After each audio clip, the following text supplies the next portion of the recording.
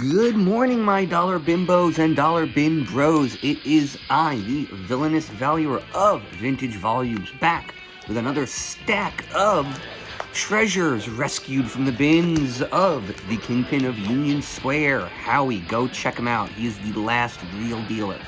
Okay, boom. What do we got? We got some Daredevil. So I picked up a couple Daredevil issues. I actually had time to read one of them over lunch, which was fun. I'm amazed at the ability of a random issue to have a self-contained story that I can kind of just pick up. You know, it's almost like just pulling one scene out of a movie and having it somehow still be entertaining completely in a vacuum. That's what like a single floppy is. So yeah, I picked up some I guess, what is this, late 80s Daredevil, maybe early 90s. Let's see. What do we got here in terms of... It's got to be late 80s, right? Because of this. This is not, you know, we're talking Frogger here, not gaming, right? So this is 1983 is when this Frogger came out, so this is early 80s. But yeah, so this is just a fun time. Denny O'Neil, David Mazzucchelli. I mean, these are real creators creating, writing some good stories. Here we go. What do we got? So I think I grabbed about 4 or 5 Daredevils, and this is just a fun one. It's just one of those very weird. It's one of those kids are creepy, right? Anytime more than one kid looks the same, it's terrifying. You know, it's like The Shining, the twins in The Shining. But yeah, let's see what we got here. So yeah, we got a nice little Daredevil run coming across. Fantastic Four. And so this ties back into, I want to say, I actually didn't even realize how awesome this is. This book I would have bought if I had looked at it, but I didn't. I literally just looked at the number. Because it was within the same run as the new Fantastic Four books that I got previously. Right, so I feel like a few issues later, yeah, here's the stack, right? So this was the last stack. Boom. So yeah, it was 48 and 49. 47 being the first appearance of the new Fantastic Four. And then I think I got a couple ones leading up to that. So I'm probably going to want to build a little run. Because I always like that idea. But, I mean, this is, you know, a peek behind the veil. Celestials are the most important concept in the history of, I mean, I can say the Marvel Universe, and that's hands down the truth. But I can also argue that in terms of modern mythology and culture in general, I think the way Marvel handled cosmic mythology is the dominant mythology of our time. I think it's a very interesting story. I think it's very clear that a lot of its biblical parables in a way that makes sense. You know, the parallels between Galactus being the Old Testament god and Silver Surfer being a Jesus-like figure. I mean, that's very easy. But I do think the Celestials managed to kind of draw together, like, the pre-Olympian Greek and Roman mythology. You know, it didn't start with Zeus. Zeus was like 3 steps down. You had Gaia and Kronos being creating the planet creating the Titans create whatever. And you said all this different stuff. And the Celestials were just this thing that was so much bigger than the whole universe. And they were just an important concept. And as a kid, growing up with these trading cards, there was a series called of Marvel Universe Series 3. They had a section of cosmic beings. And when you got to the Celestial card, it didn't even have stats. It just said not applicable. Because the concepts of relative power simply don't apply to Celestials because they are simply unlimited power. I thought that was just so cool. It was just a very cool idea. So I'm very interested in reading this one. And then here we go. More Fantastic Four around that run. What do we got? So this is I actually think I keep buying the same damn issue. And I keep saying the same damn thing every time, which is Catwoman Brubaker. This is one of the best runs of comic books. If I want to say, if in terms of like street level comic books and noir, it is the best noir, like crime noir story that has ever taken place within the DC universe. I mean, I guess you could kind of say Batman Year One is to some degree that way, but it's not exactly. I mean, this is a 50-something issue arc done by Brubaker that is just, it very much feels like an old, Humphrey Bogart, the whodunit, really, really an enjoyable run. So anytime I see a Brubaker Catwoman issue in this run, I'm just gonna buy it. Although I do think I keep buying issue number 4. What do we got here? Alpha Flight. I don't know why I bought this one. I guess I just thought it was cool. I don't know. Alpha Flight's interesting. Not a huge fan. It never really, Canada. Who needs them? More Alpha Flight. We do have some really good covers. Like, this is just very simple, very fun. The weird negative coloring within the overlap. Very, very cool. Well done. Interesting idea. American Vampires. This is another one of those. It's a good story. Like, this is a very, very, very interesting take on vampirism and like organized crime and power. And Scott Snyder is amazing writer. He really is. And so this is just a fun story. I fell off with it probably around issue 50, and I'm eventually just gonna have to build a run and kind of go for it again. But it's that's the hardest thing about reading comics, is re-engaging with something that you've kind of fallen off, because there's going to be this period of time when you have to like reread what you already read. Otherwise you're going to like end up skipping and missing something, and it's that rereading that can sometimes be boring. I mean, you kind of don't want to have to jump back into it. But I loved this story when I was reading it, and I just don't know where I left off. That's a very common problem with oh yeah, and this is just stupid idiocy. I got this because it's crazy and stupid. There's just no reason that this needs to exist at all. No one needed to make this. This is terrible and stupid. Boom. And this was a good one. So this is the one I read on my lunch break. It is a really interesting story. It's such a small story. As far as I'm concerned, I have no idea if this is even, I don't know this run specifically. And I don't know, I have no context for the issue.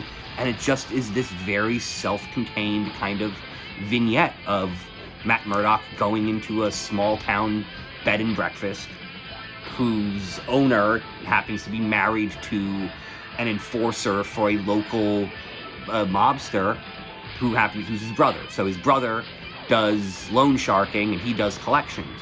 And the story is about Murdock's just there, and this guy his brother is finally pushing him to take that next step, right? So he's been out there, threatening and sort of roughing people up, but he's saying, his brother's basically telling him, you're gonna have to start hurting and or maybe killing people, and just take one extra step, come forward, and there'll be real money in this for you. Trust me. And right in this moment, right, this point in his life, where this guy is being, basically being told, his wife is saying, in a very, a very reasonable way, hey, I just need you to know that you don't need to do what it is they're telling you to do. It's not, you don't need to do it for me, but I trust you. And so she was there for him. And it was this really great moment where Daredevil picks up on this, and he goes to the mobster, and he threatens his life. Finds out that, his bank is part of Kingpin's financial network, but he basically makes this guy leave business, which inevitably saves the brother, the husband of the bed and breakfast owner, from having to finally break bad and do the thing that would that would stain his soul forever. Basically, this was another one of these. It's the very Catholic thing about Daredevil, is he does the thing so that somebody else doesn't have to, right? He wanted to save this person from having to hurt people, right? And there's a practical element of that. You start hurting people, killing people, you go to jail, whatever. It's just bad. But it was also, he gets that it stays with the person. And so Daredevil did that so the brother didn't have to, right? And also, he didn't kill anybody, he didn't kill the guy, he just scared the shit out of him. So this was a very good, and he basically saved a guy's soul, right? For lack of better terminology. Right? There really is the religiosity ties into the criminality. It's a very fun to see those two things play. And then this was a little bit more. So these were all dollar bin books, but this was something fun and weird. I like just weird old shit. And I also love true crime, noir kind of stuff, as you can tell. So let's see what we got here. We got Master of Men, Spider. The Spider and his hobo army. So this is wild. I want to say this is from 1933, but man, it's ancient. This is a real pain to read. It is incredibly fragile, but just, it's so cool. I just want to find there's a little, maybe a title page where I can get a year. There we go. Okay, so September 5th, 1933. Where is it? Printed in Grove Street, Chicago, Illinois. Printed by the outfit. I mean, this is literally printed by the outfit, right? That's what that means. For this to have been, printed from a mass media outlet in the 1930s in Chicago is, and then distributed by, a company out of East 42nd Street in New York. Like, we know what the connection, right? Like, right now, if somebody says, hey, I'm an Italian from Chicago and the rest of my family lives in New York, you don't think, oh, that's organized crime. You're like, oh, you can work in entertainment, you could work in finance, you could work in law. But if you're a business spanning Chicago and New York in the 1930s, odds are there's probably something going on there. But this is just very interesting. So this is pre-Spider-Man. Just a guy called the Spider. Look at that. That's weird. A spider cross. The Spider and his hobo army. So yeah, these are just old pulps. Very cool, weird nonsense. Wentworth felt the downward surge of the forward wheels. He had just time to brace his body against... Wait, wheels were new, right? Like, this is so old that, like, cars aren't normal. I'm like... So it's so weird to realize cultural norms and how they affect art. Oh, and then look at this. I guess this is some of the art from the original pulps. I don't really know the exact formatting of what this is and was, but I don't know. I spent $15 on this from a good friend, and I got something that's, it's coming up on 100 years old. I will have this at its 100th birthday. Most likely this is going to go in a bag and a board and a bin, and it'll sit there until 2033, and then I'll have a 100-year-old book. Very, very cool stuff. And then, of course, the ads are all great. Jackass cigarette dispenser, diving submarine, and that's a scam. They were running that scam for so long. The fake submarine, live chameleon. Is that real? Could you actually get a chameleon? I don't know. I know the sea monkeys were real because sea monkeys weren't really a thing. They were freeze-dried brine shrimp and they traveled well. But look at this. Female help wanted. Male and female help wanted. All right, it's anything that's this old is so interesting just because every part of the world functioned a little differently. The ads are different, everything. And yeah, I gotta get this back in this bag because this one is falling apart. It is old and it is very, very, and you can even see just like flakes of the paper will be coming off for as long as this thing exists. Because this is very cool and very old. So yeah, I thought this was a pretty fun one. And I was very, very pleased with the readability of the one Daredevil comic that I had time to kind of really go through. And it was very interesting that there are a lot of similarities between Daredevil and Wolverine. And within this story, there was this moment where, so the whole thing is that when he's in this, when he's in this bed and breakfast, because, things existed before social media, when he's in this bed and breakfast and he's eavesdropping on these problems of the host, the woman who owns it, and her, the enforcer husband, her mob debt collector husband, he acknowledges the fact that, like, he listens to these tiny details of everybody's lives in an effort to kind of distract himself. That he's sort of doing the opposite of what Wolverine does. Wolverine, he has his whiskey and he has his cigars, and he uses these things to dull his senses so that he doesn't spiral. Whereas for Matt Murdock, to avoid spiraling about himself, I think a lot of this has to do with Catholic guilt, right? The idea that he doesn't start really questioning about the violence and the things he's done and whether or not they're righteous. So in order to avoid that, he fills his brain with the details of everything going on around him, and he can hear them. He can hear every conversation. He can hear every heartbeat, every footstep. He knows who's lying. He knows what people are saying, but what they're actually mean. He knows all of that, and he can pick it up. And he uses it to just sort of fill his brain, right? To just sort of distract himself from the big, scary things.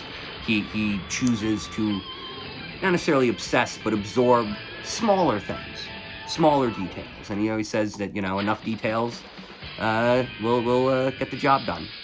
And I thought it was a very interesting take on the character of Daredevil and this weird dichotomy of, the Daredevil versus Wolverine, right? Do you want to dull your senses, or do you want to redirect them? And I think Daredevil's choice to actually redirect them leads to a greater good, right? Wolverine just doesn't want to be aware. He doesn't want to come up with one more reason to kill one more person. Because every time he pays attention, he finds somebody to kill. Whereas in Daredevil, when he pays attention, he finds somebody to save. And he uses that to make himself feel better about the people he can't save. It's pretty interesting. By the way, all of this was from a Dollar Bin story. That's it.